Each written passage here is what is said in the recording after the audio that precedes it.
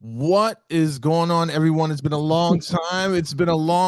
But I'm so happy to be back. It's your man, Steve. Real name, no gimmicks. This is Conversations That Matter here on the Hold Up TV. And tonight, I got to tell you that God moved in a powerful way. I am joined by no other than the man himself, Mike G of the Jungle Brothers. The mighty Zulu Nation is in the building, people. My brother, thank you for agreeing to do this, man. I'm sorry that I ran up on you outside the building. Oh, nah, it's all good. We neighbors. We still neighbors. You come on now. How are you living, my brother? How are you? I'm doing good, man. I'm doing good. It's good to see that you're doing well as well. Man, it's every day's a blessing. There's some challenges, man, but moments like this, it makes it worth it. So if you're just tuning in and if you lived under a rock for many moons, who I have with me right now, folks, is one of the founding members, a member of the hip hop legendary group, the Jungle Brothers, man.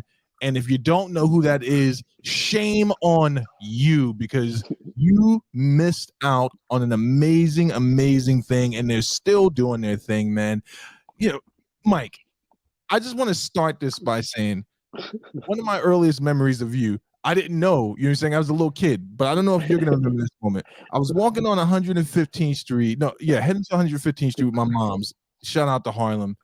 And you were standing right in front of the bodega that used to be there, right? Uh-huh. It had to be like maybe 5 at best. I just knew you as Mike. You know what I'm saying? Like, I would see you, I'd be like, yo, what's up, Mike? You'd be like, what's up, Steve? But I remember walking up to you with my moms. I'm like, yo, what's up, Mike G? And these girls just went nuts. And I'm like, Mom, why did they go crazy? And she's like, I'll explain it when you're older. And then when I became older, I had to revisit who it was that had given me dap when I was a little kid. I just want to thank you for dapping me up when I was a shorty. So let's get right into it. We won't do any more ado. No doubt. Tell the people when hip hop started for you, my brother. Man, hip hop started for me a long time ago. But now, like I tell a lot of people, man, I was fortunate to come up in a time, during the 80s. And, hip hop is the culture. A lot of people just look at the music, but, I was fortunate to go to school up in Riverdale. And there used to constantly be battles. Right. B-boy battles. Shout out to my man Crazy Legs and the Rocksteady crew. My man Frosty Freeze, R.I.P. They used to come up and battle all the cats from my junior high. Shout out to Rudy and Glenn and all of them cats, and Sammy. And that was hip hop to me. It wasn't just about the MCing and the DJing. Shout out to all the true pioneers, your Cold Crush brothers, your Furious Five, your Soul Sonic Force, Cosmic Force, all them brothers right there. But it was, I was able to live within the actual culture where we would get on the bus, cats be bombing the bus with graffiti. get Right. on the train, we start bombing the trains. You know what I'm saying? And cats will still be electric boogieing and break dancing, and then you could go to a party and then still see all the elements, cats DJing, MCing. So I've been watching this beautiful seeing this for a little while here, That, and I'm go happy ahead. to still see it going. You know what I'm saying? No doubt, man. It's interesting, man, because when you say the word culture and you refer to it as a culture, you're talking about, like, I won't say the pinnacle, but at the time when it was just like, it really was this movement, right? And then I say many ways, you tell me if I'm wrong, it was a movement that was trying to be suppressed by the mainstream, right? They didn't want to allow, it seemed at the time, a lot of people to break in. But what was it like for you finding out Hmm. that you had the talent to be an MC? Wow. I don't know. I didn't. I guess I was a little overwhelmed. Like I felt I could write, but Mhm. when you actually get up in front of people and perform, that's when you really feel, like you've overcome, you've conquered something, you poke out your chest a little bit. So Right. the writing aspect of it, and being actually able to perform in front of people, that was probably my biggest hurdle and my biggest accomplishment. And it's like we started back in '87, Right. and like still through the '90s, I was still getting nervous sometimes before I got on stage. You know what I'm saying? So That's hard to picture, man. Like, so let me ask you this question, man. Can you recall that first verse you wrote? Like, where were you at oh man, yeah, that's a good one. The first verse. Nah, I probably can't remember the first verse, but I do remember, and this was all in the same building. So when I moved to 113th Street, I was previously living up in Colonial Projects, Right. and I came down because my mom had fell on some hard times. My dad was like kind of overworking, and I came to live with my grandparents there on 113th Street, Right. and Red, was at that time was it was still a lot of parties, and Mhm. he would bring home these tapes from on like the Bronx River and T Connection, and I was just like, oh my God, like, what is this? What is this magic that you're playing through this box right here? It's like, so like, man, just sitting back and rocking with that, Right. being able to like listen to them rhyme and then act like I'm gonna come in right after them. So that's how I would write my rhymes. I would write my rhymes after listening to them. Like imagining that they would say, and the one to the two to the three, whatever. Yo, Mike G, do your thing, blah blah blah. You know what I'm saying? So so man, that magic, and then of course, like I said, the whole graffiti, Mhm. and breakdancing. I wasn't much of a breakdancer, but I definitely was about that graffiti life. So That's right. being able to just be involved in the culture at that time, what I'm Right. saying? That felt really good because during that time, you didn't have all the social media, you didn't have all these extra outlets or um sources of entertainment to say, what I'm saying? We Right. basically had what we had. We had the streets, we had each other, you know what I'm saying? You had actual funny games, you know what I'm saying? Right. So it had a little bit more meaning, and although, the social media stuff is good today because it brings a lot of people together and it kind of keeps people on the same page Right. because things happen so fast and before you know it, everybody knows. Mm. So, Yo, let me ask you. I've always wanted, like, I know obviously the story, but like for the listening audience, and it's I gotta tell you honestly, it's hard not to fan out over this type of moment because there is such history there in the era that you come from and you still represent. But for the listening audience, can you tell me how the Jungle Brothers formed? How did that start, man? so we started in high school, Okay. um, and let's see how. So prior to high school, um, Sammy lived on 119th Street, right? And Red was going with his cousin, and it was the year before I went to high school. That's when we kind of met, the summer between junior high and high school, and Right. I found out he DJ'd, so that was like kind of my real first partner, to be honest. Like he was like really my first partner, because he would DJ and I would just go over his house and practice the little rhymes that I was writing, and then as the summer got longer, we would go walk around to all the different block parties trying to get on, you know what I'm saying, get on the set to see if they let us on. Right. That summer passed, went on to high school, and then I met Baby Bam, and there was a variety show coming up. And so I didn't know him at the time, but it was just a whole bunch of us, probably like 6 or 7 of us. We all gathered in the staircase, and we were spitting verses. And I guess people were trying to feel out who would make good combinations. And lo and behold, me and Af, we made a good combination. So we linked up, got together after school, started writing some routines. Um, Lo and behold, he had a DJ, and we used him at first, but it didn't work out. Shout out to my man Brooklyn B, and but then I was like, nah, listen, I got my man Sweet Daddy Sammy B, and before you know it, man, we started out as the Bug Out Crew. Probably a year later, we changed it to Jungle Brothers, and here we are now. You know what I'm saying? Yo, the craziest thing about this, if I could jump forward a little bit, I'm not sure if you're aware of this, man, but I used to promote raves back in the day. You know what I'm saying? And I was out in Cleveland, Ohio, right? Wow. And the craziest thing, on a flyer for a party that's coming up, I see the Jungle Brothers on that flyer, right? And I don't know if you know this, man, but in the actual drum and bass and jungle scene, you cats are some of the most sampled and played and appreciated. Like, I'm telling you right now, and it threw me back a little bit doing that, like seeing that. I was like, yo, I wish I could stick around and see it.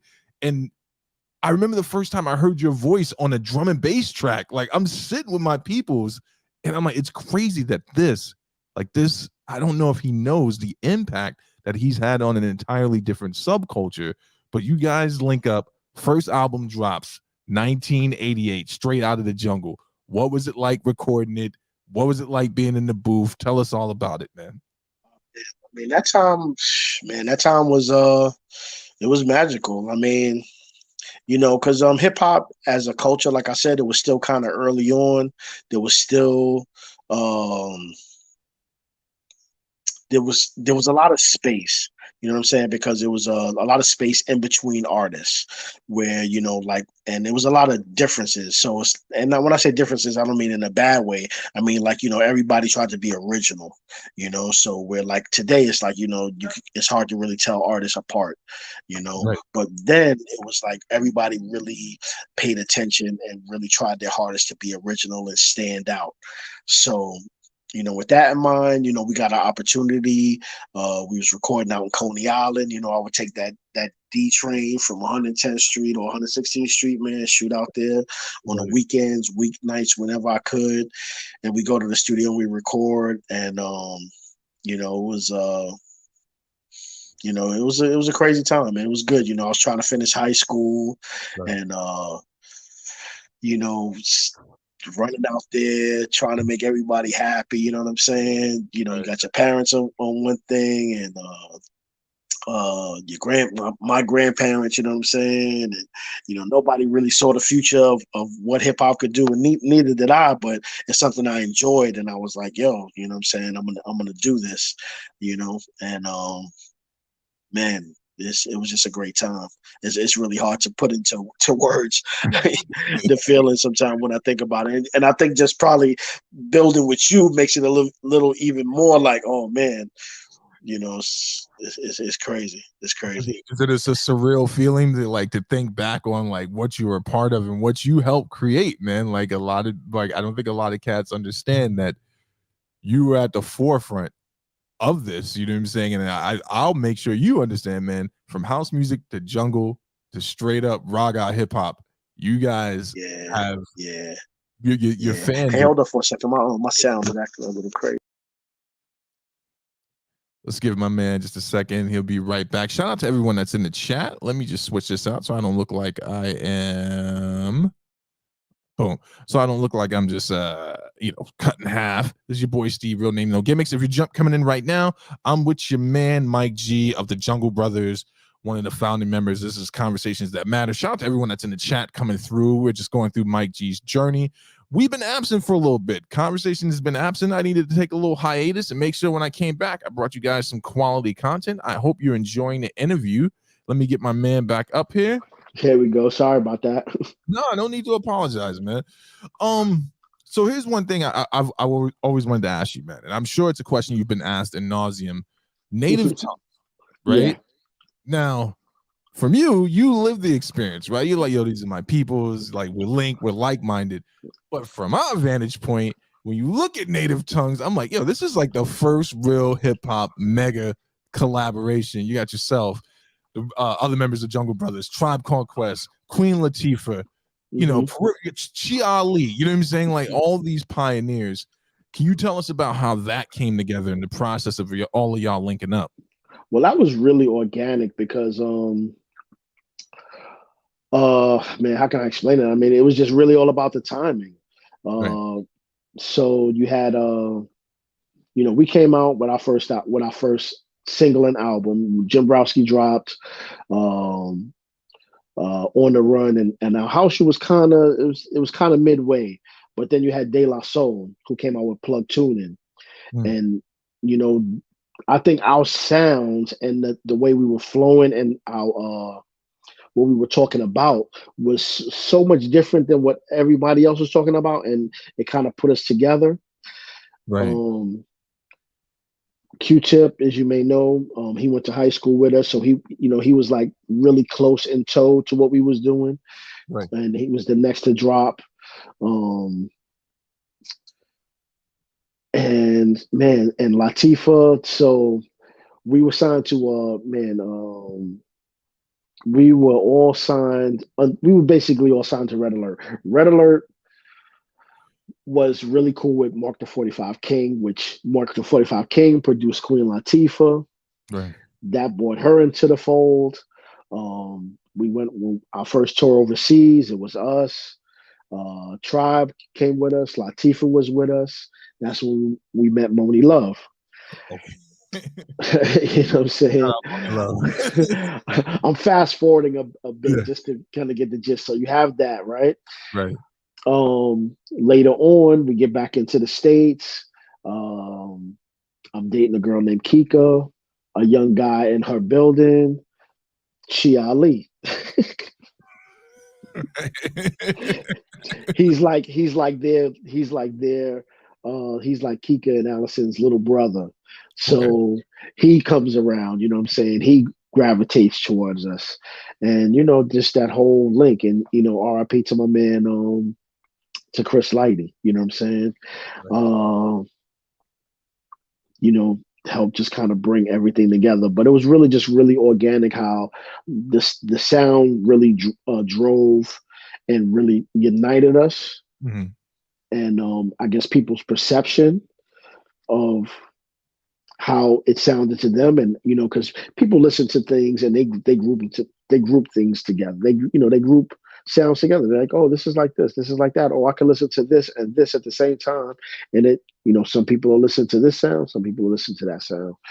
So I want to say between Bam and Paz, they're the ones who actually came up with the name Native Tongues. And when they invited us to do Buddy, that was that was the stamp. That was the official Native Tongue stamp right there. So. Yeah. That, and then the craziest thing, man, about that, man, like I just got chills as you're talking about it. The name itself, right? I want to get to the point you made about everything being lumped together, but Native Tongues, I used to assign so much to that. I'm like, yo, it's Native Tongues because they're speaking the same language. You don't understand the language. It's the native language of hip hop. I got my backpack on in like the village arguing with people about what hip hop, you know what I'm saying? So let me ask you this question, man. So you guys are all rocking out with each other and you're building this movement, man. You glossed over it, but Girl, I'll House You. That song right there. Was it intentional for it to be a house sounding like a house track, or I've always wanted to ask you that question, man. Like Yeah, how? well, so the original song, shout to Todd Terry. Right. Uh he produced the original track, which is, I'm sorry, it's passing my mind, and I just watched them in the clip we was talking about it. But it was a house record, Mhm. and himself and the guys from that label, they were like, "Yo, we should get somebody to MC on it." And we were all working in the same studio. We were at Idler's Records at the time, so they called us. They was like, "Yo, you wanna jump on this track?" And we was like, "Yeah, it's a no brainer because you know house music." House music. How I connect the dots is house music derived from disco. You know what I'm saying? And going to the jams, that's basically how the DJ would progress the night. You Mm, know, you would have your various songs, then it would kind of get into a disco vibe, and then by the end of the night, he's dropping house tunes. You know what I'm saying? And you right, basically partying, 4, 5, 6 in the morning. You know what I'm saying? right, So you had the garage back then. You had a variety of different house venues. Brooklyn was heavy on the house vibe, so you could go to a house party in Brooklyn, and they basically rocking house music all night. Shout out to all the cats from Chicago shipping tunes east. You know what I mean? right, right. So it was really like a no brainer when Todd asked us, and we just got in there. We wrote some rhymes, jumped in the booth, did it like we was rocking a party, and here we are. And the rest is history, man. Yeah. Shout out to DJ Pink House and all those cats bringing house music to New York. I appreciate their endeavors. So it's my understanding, and I don't have any experience with this, man. Never blessed the way you were in this sense, right? It's my understanding that for musicians, for MCs, there's a moment where you start to come into your own, and you guys being in the group of the albums, you Straight Out of Jungle, Done by the Forces. I got to be my bias is always leaning towards Raw Deluxe. I've always wanted to ask you, if you had to pick an album, which one do you think was the album where you're like, all right, yo, this is us. This is how we do it. And we're stepping into like the honest truth of our craft. Oh wow. Man, that's a good one. Each album for us had a certain like it definitely took a step. For me, Raw Deluxe was important because I felt like, me personally, I was not just learning more about music, but more learning about the business at that point, right? Mm, And I felt at that point the the shift in sound and the audience was changing. You know what I'm saying? We Raw Deluxe was like our third album, third or fourth album, and just the landscape was changing. You know what I'm saying? right. And it was almost like our fans were getting older, and it Mm, was like we had to like kind of stay in pocket to a certain extent. And I don't know. That for me. That was a real feel good album because, like I said, like a lot of our peers, they were at a certain point in their life, right. and I think we was able to hit it on the head with that one. You know what I Right. mean? Yeah. Yeah. Yeah. And and still touch back to what we had done, and keep enjoying ourselves. You know what I'm saying? You know, funny That, enough, I was listening to the OJ's just the other day, and we used that on that Raw Deluxe album. So right. yeah. And it's crazy because you hit the nail on the head. Like your audience is growing up, and I think sometimes people struggle with that, man. Shout out to Mob Deep. I think Fit made a really good point one day about Mob Deep. He was like, Mob Deep grew, but sometimes their audience didn't grow with them. You know what I'm saying? Like they Yeah. maturing, and like the audience wanted the same first album, but it's a testament to have 1, 2, 3, 4, 5, 6, 7, 8, 9, 2000. You were saying up to 2005, you guys are working on projects. How were you able to commit to the longevity of it? How were you able to keep doing it and still be doing it for so long? Um, Kind of just really enjoying the craft itself. You know what I'm saying? First, you Okay. got to really enjoy it. You got to like, oh man, I want to do this. You know what I'm saying? Right. And that was really, really the basis of it. First having enjoyment, having a friendship amongst us. You know what I'm Mhm. saying? Being able to actually get together and create. Right. That's the point. Some people, they get together and it's just like boing. They're just constantly bouncing off of each other, going in different directions.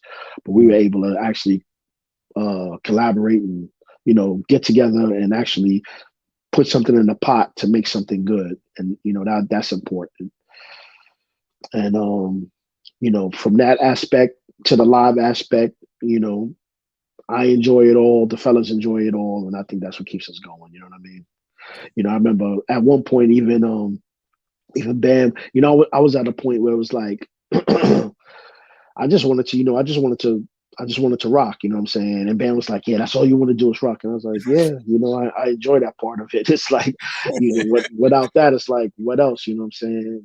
Right. So, I think, you gotta love what you do. You know what I'm saying? At the end of the day, you gotta love what you do, and it shows. And you gotta be able to, you know, spread that to people. I think that's one of the greatest things about music. If you really enjoy it and you love it, is getting on stage or getting on a mix or whatever, and just sharing it with people and helping them enjoy themselves. You know what I'm saying?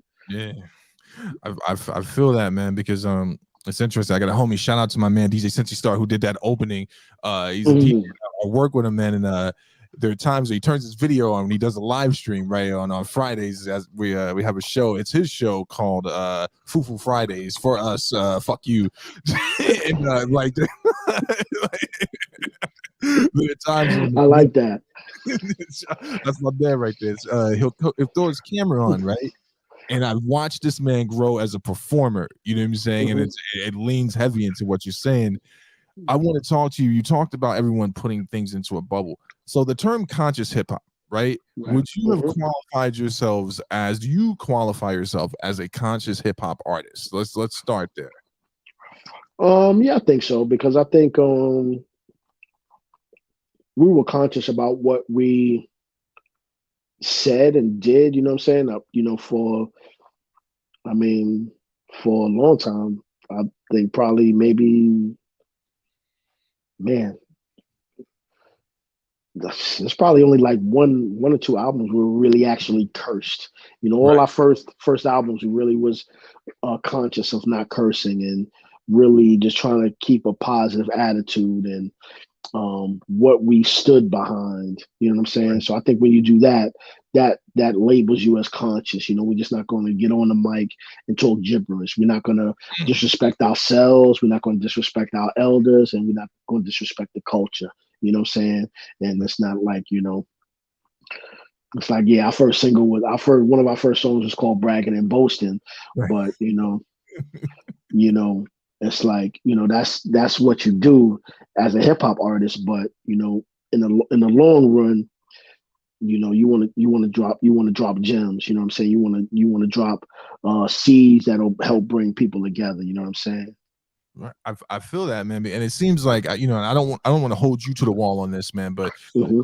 given the hip hop landscape now, the term conscious is something that people avoid, right? It seems like they don't want to be labeled as that. Whereas when I was coming up, I'm like, yo, if someone is labeled as a conscious rapper, this is someone, like you said, you're coming to hear a message.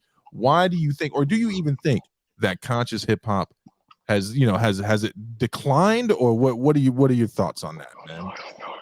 Well, yeah, it's definitely declined. I think it's well. First off, there's so many artists out there doing it now, right? Right, So I don't think it's so much that it declined as more it's not being broadcasted or marketed. You know what I'm saying? right, So there are a lot of conscious artists out there. I think just that the way that they do it, it's not feeding the big machine, as they say. You know what I'm saying? The big right, machine wants the dollars, and what they say, sex, drugs, and that's what sells. You know what I'm saying? right. Right. But at the end of the day, that's all entertainment. You know what I'm saying? We still gotta live. You know what I'm saying? So if you want some gems, you want to try to better yourself and feel good. You listen to something conscious, or you listen to some soul music or something like that. Sometimes Right. we go back to the oldies but goodies to really get a real understanding and a good feeling about life. You know what I mean? No, I know exactly what you're saying, man. Because the craziest thing about it is, so last time, me and my wife first got together, right? I came home from LA and she bought tickets to Rock the Bells, right? And she's like, "I want to take you this." She knows I'm a hip hop head, and I was like, "Babe, please don't take me somewhere where it's gonna be like, I don't want to go crazy." You know what I'm saying? Like, I live Hmm. my tunnel days. If we're gonna go hear some hip hop, I want to hear hip hop. So we went to Rock the Bells, man, and I think for me personally, that was the last time I had that type of connection to Mm. to a lot like a live event, because it was like, Mortal Technique was there, Nas was there, Lauryn Hill was there, Mm. and RZA showed up from Wu Tang, and there was a point where your man Two Chains came out, and people, Hmm. even real hip hop enthusiasts, we can be kind of, we can be crotchety sometimes. So Chains comes out, you know what I'm saying, and people start booing him. And I want to hear your thoughts on this. RZA did something that I think was real hip hop. He was like, "Yo, don't boo this man. This man's here representing his craft." You know what I'm saying? Right. Trying to He's trying to bridge that gap there. Do you feel as if though, and this is a long-winded question, but do you feel as if though there aren't enough heads trying to bridge the gap between what was and what is right now, and is that even possible? Oh yeah, nah. The only ones that's really none of them. Well, I can't say none of them because I don't. I can't say I'm too hip on all the new artists. But the Mhm. only bridging of the gap is the only the bridges are the artists that have sustained the test of time. You know, Okay. say like us, more mainstream, like a Nas, like a LL, like a Busta Rhymes. You know what I'm saying? Because they're artists that actually grew up and started, in the early '90s and are able to actually transform up until now. You know what I'm saying? Right. So those are our bridges. You know what I'm saying? Right. But other than that, I haven't really seen too many artists that actually try to help bridge the gap. You know what I'm saying? And keep or bring like a mixed crowd. You know what I'm saying? Like us, for instance, right? So like we'll do a show and we got people there, literally from like 20 to their 50s. You know what I'm saying? So, Right. that's like bridging the gap. And it's the same thing with like a Nas. He'll have cats from like 20 to like their 50s. You know what I'm saying? Right. Where you may go to like I don't know, I don't know, Yachty or somebody, and it'd just be like a bunch of young kids, you know what I'm saying? Right. Right. So, you know, and I'm assuming that's what you're trying to figure, like, Yeah. Yeah. Yeah. who can really capture the enthusiasts as well as the young cats. I Right. haven't really seen an artist who can do that yet. Not in this time, not in this time span. Because early on, like we would try to make songs that weren't just for our peers, but that maybe our parents or our grandparents would kind of appreciate. You know what I'm saying? So I don't Right. really see that as much, you know what I'm saying, or Right. at all that I could quickly say, nah, you know what, this guy did a song, and it might be out there, but I just don't know of it. But I know that they out there because, like I said, another, like the other thing I said, there's so many artists out now. You know what I'm saying? There's so many cats out here involved in the music aspect of the culture. Right. So, What's it like for you, man? Being a brother in your station, like your status, man, like when you sit back and you think about hip hop, and this is the thing, because I think it's a corny question when people try to compare eras. Like I'm a play hater, not you. I am. People will try to play me stuff, and I start to sound like the mad rapper. And I'm like, please turn it off, get it, get it out of here. Like, don't play it, stop. But for you as an artist, man, when you hear new music, do you ever find mhm. yourself like critiquing it, or are you rocking with it? Because I'll notice with a retired boxer, right? They're watching the match. You ever look at Mike Tyson? When Mike Tyson's at a match, he's moving like he's in the ring. So like when you hear, when you hear Yeah. music, are you moving like, yo, I would have came in here, I would have hit the verse here? What's that like for you? Yeah, every now and then. So and then I'm like straight A&R style, like the mad rap. I'll give it like the first 10 seconds and I'm like, oh no, next song. Oh no, next song. Oh, okay. Let's go back to the oldies. You know what I'm saying? So, That's you that's know, dope. and that's the beauty of it too. You know what I'm saying? It's like people complain so much about like, oh, I don't like this, I don't like that. But yo, guess what? There's so much good music out here that you really don't have anything to complain about. Because if something whack comes on, then you can easily just change the station or whatever. You know what I mean?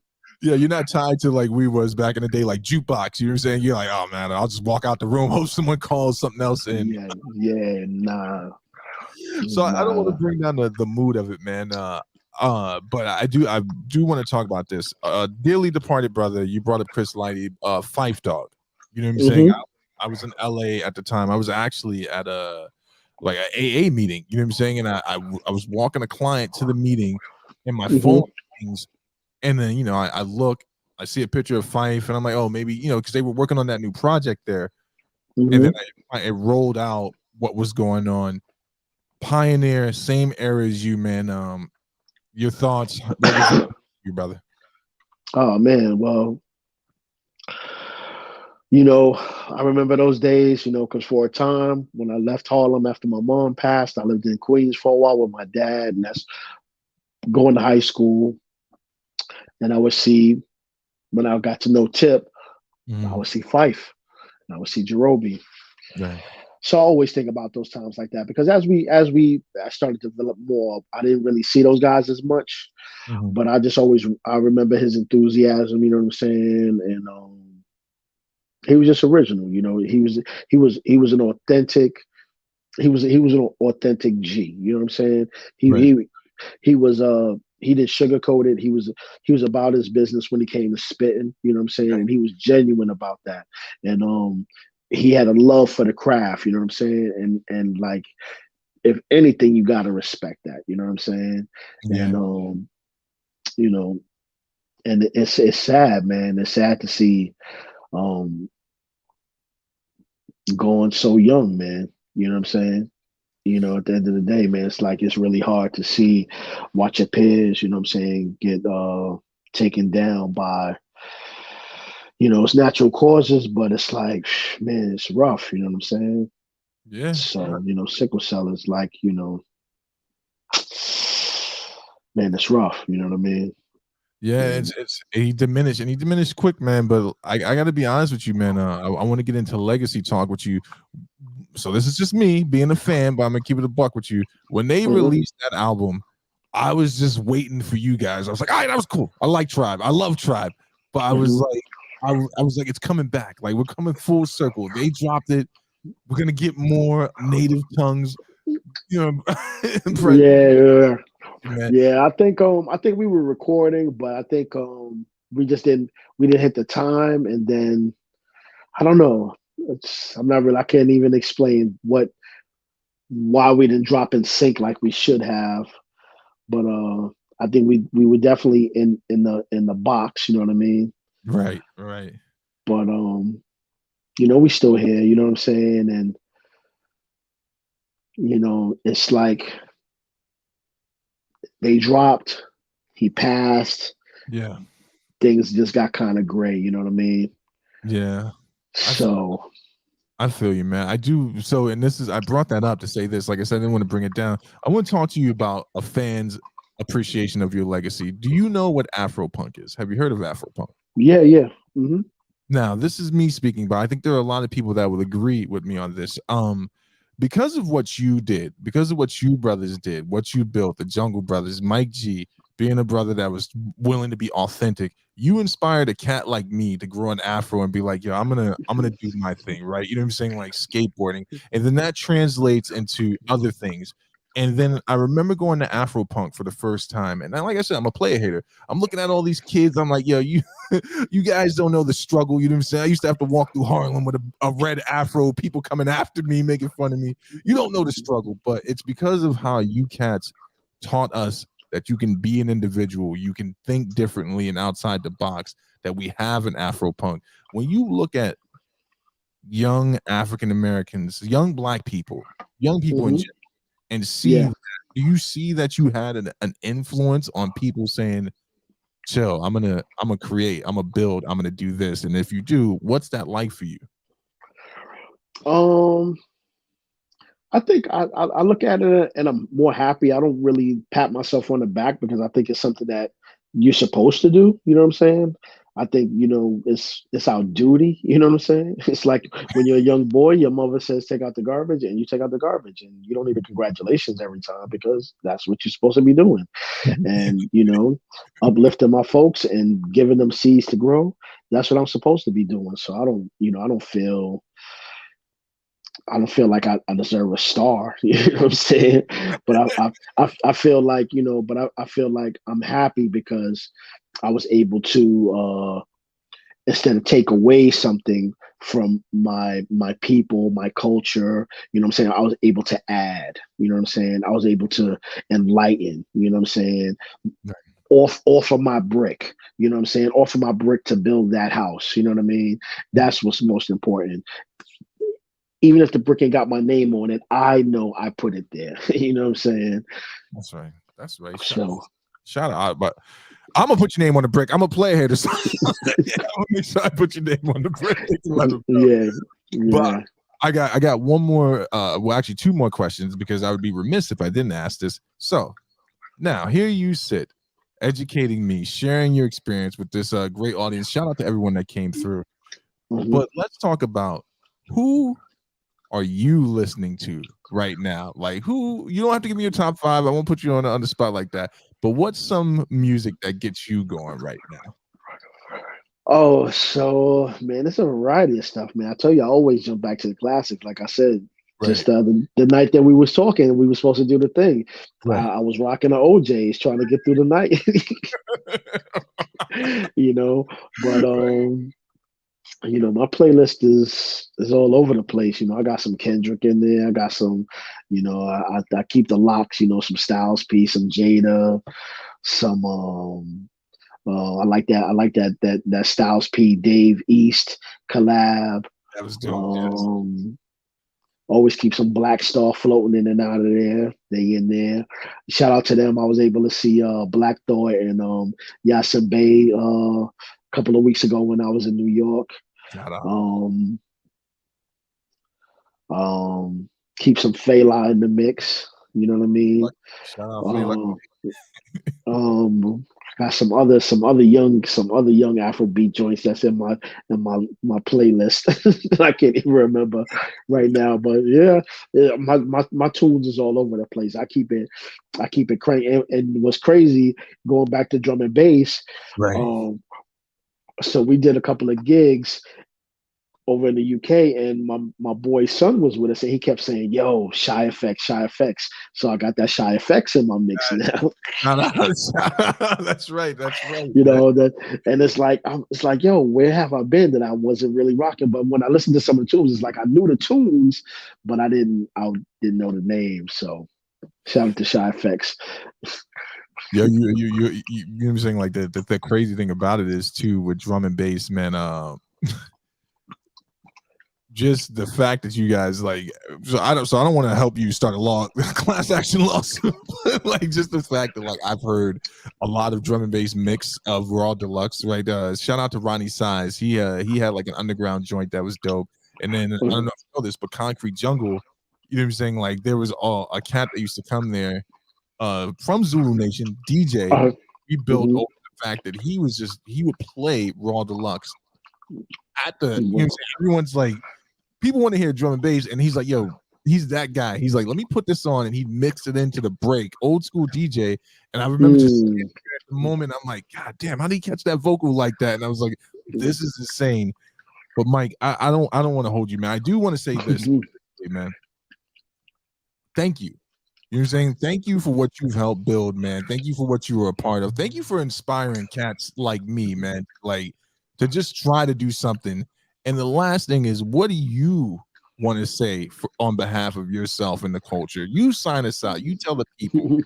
No. well, well, to your lineage, I want to shout out your dad, Big Steve. You know what I'm Hey, saying? Because he was a straight G. You know what I'm saying?